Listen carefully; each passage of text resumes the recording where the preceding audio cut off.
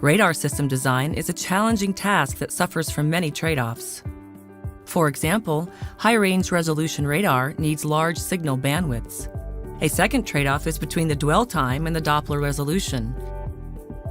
Another design trade-off involves angular or spatial resolution and the number of antennas in radar antenna arrays.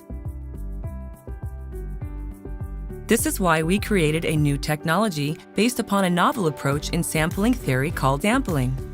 In the sampling framework, only the content of a few narrow bands is sampled and processed by the radar receiver.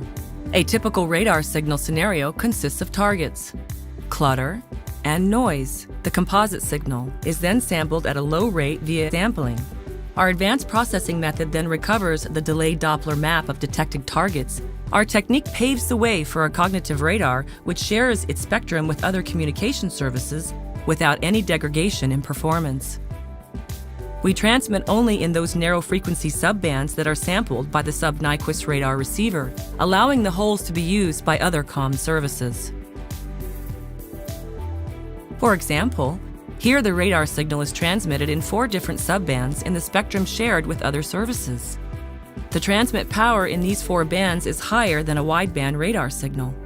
The received signal in the antenna is sampled only in 4 subbands by the sub-Nyquist radar receiver to produce a delayed Doppler of detected targets without loss of resolution.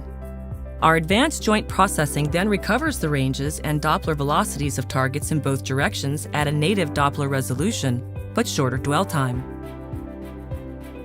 Our sub-Nyquist techniques can be applied in spatial domain to recover the target azimuth using thinned antenna arrays. The prototype's cognitive sub-Nyquist 4x5 MIMO array reduces the combined spectral and temporal sampling rate by 87.5% and performs better than the non-cognitive Nyquist 8x10 array for a given target scenario.